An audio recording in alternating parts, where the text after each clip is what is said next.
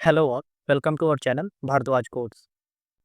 इस पार्ट में हम देखने वाले हैं सीएसएस सिंटैक्स के बारे में कि हम सीएसएस जो है कैसे लिखते हैं, ये जो है कैसे लिखा जाता है, मतलब उसमें क्या-क्या पार्ट्स होते हैं, इसके कौन-कौन से पार्ट्स होते हैं, सिलेक्टर क्या होता है, प्रॉपर्टी क्या होती है, उसकी वैल्यू क्या होती है, तो ये सारी चीज़ें हम देखेंगे। सिलेक्टिव के बारे में हम आगे जाके डिटेल में भी पढ़ेंगे, बट अभी हम जो है एक बेसिक सा सिंटैक्स देखेंगे कि हम सीएसएस कैसे लिखते हैं और इनका मीनिंग क्या होता है। तो पहला जो हमारा आता है, वो आता है सिलेक्टर। यहाँ पे आप देख पाओगे मैंने हेडिंग दे रखा है, structure of A CSS rule, selector, property and value. Generally हम जो भी सीएसएस लिखते हैं ना, जो भी हम सीएसएस कोड लिखते हैं, उसमें तीन हमारे पास जो है चीज़ें होती है। पहला होता है सिलेक्टर। सिलेक्टर से आपको समझ में आ रहा होगा कि ये क्या करता है, ये जो है एचटीएमएल एलिमेंट्स को सिलेक्ट करता है। ये क्या करता है, तो टारगेट्स एचटीएमएल एलिमेंट। हमारे अपने विजुअल स्टूडियो कोड में यहाँ पे मैं एक फाइल बनाता हूँ 03 CSS SYN TAX सिंटेक्स, और इसके अंदर एक फाइल बना लेता हूँ index.html के नाम से। बॉडी टेम्पलेट हमने जनरेट कर लिया। यहाँ पे आते हैं बॉडी में, यहाँ पे मैं लिखता हूँ p टैग एक, और इसके अंदर डालता हूँ इन दिस चैप्टर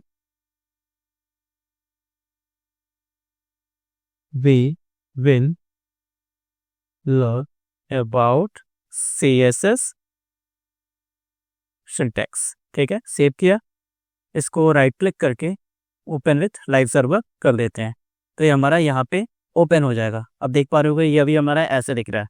तो अब CSS लिखने के लिए हमने पिछले चैप्टर में देखा था, अगर मैं अपने डॉक्यूमेंट पे, तो हमने देखा था कि जो है मतलब कौन कौन से तरीके होते हैं CSS लिखने के लिए, इंटरनल, इनलाइन और एक्सटर्नल। तो अभी हमारे पास छोटा सा डॉक्यूमेंट है, तो हम यहाँ पे एक तो हमने पढ़ा था कि हम यहाँ इनलाइन में यहीं पे लिख सकते हैं, और जब यहाँ पे लिखते हैं तो हमें क्लास वगैरह की या फिर कोई भी सिलेक्टर यूज करने की जरूरत नहीं होती डायरेक्टली, क्योंकि हम एलिमेंट पहले ही सिलेक्ट कर चुके हैं, मतलब किस टैग में हमें लिखना है पहले ही चूज कर चुके हैं, तो इसलिए हमें जो है सिलेक्टर इसमें डालने की ज़रूरत नहीं होती है। अब आता है सिलेक्टर का यूज करते हैं हम जब हम इंटरनल और एक्सटर्नल CSS लिखते हैं तब। तो अभी मैं इंटरनल का यूज करूँगा। अब देखिए यहाँ पे हेड टैग के अंदर हमें चाहिए होता है एक स्टाइल टैग, ताकि हम इंटरनल CSS लिख पाए। तो ये हमारा स्टाइल टैग हो गया, इसको मैं सेव कर देता हूँ। अब देखो यहाँ पे हमारे पास एक ये टैग है, एक मैं और कर देता हूँ, यहाँ पे 3-4 टैग मैंने कर दिया। ठीक है, सेव कर दिया, तो ये हमारा UI पे यहाँ पे रिफ्लेक्ट हो रहा होगा। अब आता है सिलेक्टर। सिलेक्टर क्या करता है कि वो हमें हेल्प करता है इसको सिलेक्ट करने के लिए। जैसे कि हमारे पास P टैग है, तो ना, तो P टैग के थ्रू भी हम सिलेक्ट करके कोड लिख सकते हैं। जैसे यहाँ पे अगर मैं दूँ P, यानी कि P हमारा हो गया सिलेक्टर। P हमने ऐसे क्यों लिखा है, क्योंकि ये टैग है, ठीक है, तो इसको हमने ऐसे सिलेक्ट किया। और इसके बाद हमारे पास अगर आप डॉक्यूमेंट में आओ, तो यहाँ पे है हमारे पास प्रॉपर्टी, मतलब सिलेक्टर किसको करना है, ठीक है, मतलब किस में हमें चेंजेस करने हैं। प्रॉपर्टी मतलब क्या चेंज करना है, व्हाट टू चेंज, मतलब प्रॉपर्टी मतलब होगा कि भाई क्या चेंज करना है, और वैल्यू मतलब कि नई वैल्यू जो है उसकी जगह पे आप क्या डालना चाहते हो। तो यहाँ पे हमारा P टैग हो गया। अगर मैं चाहूँ बोलूँ कि भाई साहब तुम मेरा कलर चेंज कर दो, तो हमने डाल दिया कि भाई क्या चेंज करना है, तो कलर चेंज करना है। और अब नई वैल्यू यानी कि कलर कौन सा देना है, तो मैं कर देता हूँ कि रेड। तो जितने भी P टैग है उनका सबका वैल्यू जो है रेड यहाँ पे हो जाएगा। वहीं पे हमारे पास ID वगैरह भी होता है, जैसे ID सिलेक्टर हो गई, ये अभी हम अगले चैप्टर में ही देखने वाले हैं। जैसे मान लो मैंने यहाँ कर दिया पैरा GRAPH, इसको मैंने ID दे दिया। यहाँ पे आऊँ और यहाँ पे मैं हैश करके हमारा जो है ID के लिए हम जब सेशन रहता है हैश करके सिलेक्ट करते हैं, और यहाँ पे मैं कर देता हूँ पैरा GRAPH। ठीक है, तो ये हमारा हो गया ID सिलेक्टर। यहाँ पर जस्ट अगले चैप्टर में ही देखने वाले हैं। तो ये देखो अब क्या होगा कि हमने क्या किया, यहाँ पे ID सिलेक्टर का यूज किया, तो ये क्या होगा, हमारा बस एक ही एलिमेंट सिलेक्ट होगा। ठीक है, तो अगर मैं बोलूँ कि भाई साहब जो हमारा पैराग्राफ है सिलेक्टर है ना, जिससे कि हमने पैराग्राफ को सिलेक्ट किया है, जिस यानी कि जिसमें भी हमारे पास ID पैराग्राफ होगा वो सिलेक्ट हो जाएगा। तो मैं बोलूँ कि तुम उसका फॉन्ट वेट, है ना, फॉन्ट वेट मतलब इसको हम मोटा करने के लिए यूज करते हैं, सिंपल से हो गया बात। हम बोल दो यहाँ पे देखो अलग अलग जो है टाइप दिए हैं, मतलब 100, 200, 300 ऐसे करके आप इसको कर सकते हो। तो मैं यहाँ पे कर देता हूँ कि भाई बोल्ड हो जाता हूँ। तो मैंने सेव किया, UI पे आए, तो ये देखो हमारा पहला वाला बोल्ड हो गया। एक चीज़ और आप लोगों को बताता हूँ, यहाँ पे आप लोग Ctrl+I प्रेस करोगे ना, तो आप यहाँ पे आ जाओगे डेप्टूल्स के अंदर, है ना, या फिर राइट क्लिक करके भी आप लोग इंस्पेक्ट एलिमेंट करके फिर वहाँ पे भी जा सकते हो। ठीक है, और सिंपली अगर आप F12 भी प्रेस करोगे तो यहाँ पे आ जाओगे। अब यहाँ पे आने के बाद आप लोग क्या करना, इस पे क्लिक करना, ये जो दिख रहा है ना, इस पे क्लिक करना और हमारा ये पहला कोई टैग है ना, तो इसको ऐसे सिलेक्ट करना। तो यहाँ पे देखो भी हमारा सिलेक्ट हो गया। और अगर मान लो आप लोगों को इस लाइव देखना है ना, कि मतलब रिफ्लेक्ट कैसे हो रहा है, कैसे कौन काम कर रहा है, तो आप लोग ऐसे भी कर सकते हो। यहाँ पे आप लोग डायरेक्टली कोड लिख सकते हो। अब देखो यहाँ पे क्या है, हमारा जो है पी टैग, ये जो है आईडी वाला सिलेक्ट हुआ है, यहाँ पे आईडी दिख रहा है। अगर हम यहाँ पे कोड लिखे, अब देखो मैं करता हूँ क्या, तो यहाँ पे करता हूँ,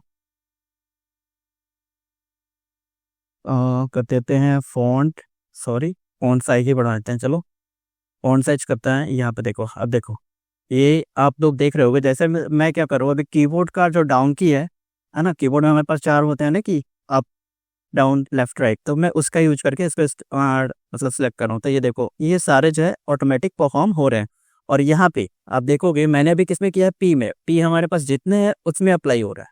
यानी कि हम यहाँ से भी सिलेक्ट करके इसको अपना चेक कर सकते हैं। और जो भी मान लो हमारी वैल्यू फाइनल हो गई, तो अब सिंपली उसको यहाँ से कॉपी कर लो और लाके यहाँ पे हम पेस्ट भी कर सकते हैं। तो ये मतलब होता है कि ट्रिक आप लोग यहाँ पे टेस्ट करके देख पाओ कि हाँ चीज़ें कैसे काम कर सकती है, करती है, ठीक है।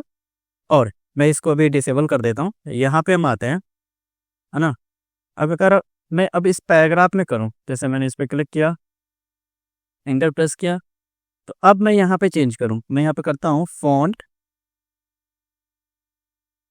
साइज, और इसमें मैं डालता हूँ, अब देखो इसमें मैं अगर डाउन एरो का की का प्रेस कर रहा हूँ, तो ये देखो बस हमारा पहला जो हेडिंग है उसी में चेंजेस रिफ्लेक्ट करने हैं। आप देख पाओगे, जैसे ये देखो एक्स्ट्रा लार्ज हमने किया तो सिलेक्ट, तो ये क्या हो रहा है कि जो पहली हेडिंग है, क्यों हो रही है सिलेक्ट, क्योंकि इसमें देखो हमने किस करने किस सिलेक्टर पे कर रहे हैं, तो ये पैराग्राफ वाले में कर रहे हैं।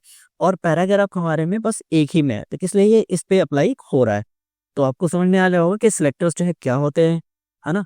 उसकी वैल्यू क्या बोलते हैं, प्रॉपर्टी क्या होता है, ये हमारी प्रॉपर्टी हो गई, और वैल्यू क्या होता है, तो यानी कि सिलेक्टर यानी कि जिससे हम एलिमेंट सेलेक्ट करें, प्रॉपर्टी यानी कि हमें क्या चेंज करना है, और वैल्यू हम उसको नई सेटिंग क्या दे रहे हैं, यानी कि हम नई वैल्यू उसमें क्या डाल रहे हैं। तो ये होता है सिलेक्टर, प्रॉपर्टी और वैल्यू सीएसएस में।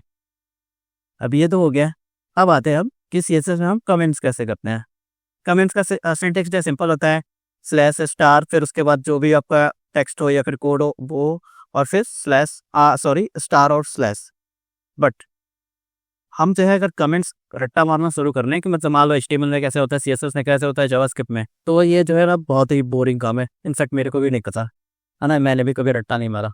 तो इसके लिए अगर आप विजुअल स्टूडियो कोड यूज कर रहे हो, हर एक कोड एडिटर में होता है ना फीचर, तो आपको जो भी कोड कमेंट करना हो, जैसे मान लो यहाँ से लेके यहाँ तक हमारा सीएसएस का कोड है, मैं चाहता हूँ कि पैराग्राफ वाला कमेंट कर लो, तो सिंपली इसको ऐसे सिलेक्ट करना और कंट्रोल और फॉरवर्ड स्लैश, जैसे कि हमने एचटीएमएल किया था ना, कंट्रोल और फॉरवर्ड स्लैश कमेंट किया था, तो इसी तरह से इसमें भी कंट्रोल और फॉरवर्ड स्लैश से जब क्लिक करोगे तो ये जितना पार्ट आपने सेलेक्ट किया हुआ वो कमेंट हो जाएगा और उसी से अनकमेंट होगा। तो ये विजुअल स्टूडियो कोड का फीचर है, इसका यूज करके आप लोग कमेंट अनकमेंट किसी भी लैंग्वेज में कर सकते हो, चाहे वो एचटीएमएल हो, सीएसएस हो, जावास्क्रिप्ट हो, या फिर कोई लाइब्रेरी या फ्रेमवर्क पार्ट हो, जैसे एंगुलर रिएक्ट हो गया, या फिर पीएचपी है, पाइथन, कोई भी हो, तो उसमें विजुअल स्टूडियो कोड में इसी से हम कमेंट और अनकमेंट कर सकते हैं। अब जैसे मान लो ये तो हमारा सीएसएस था, यहाँ पे हमारे पास एचटीएमएल भी है, तो मैं इसको भी ऐसे कमेंट और अनकमेंट कर सकते हैं।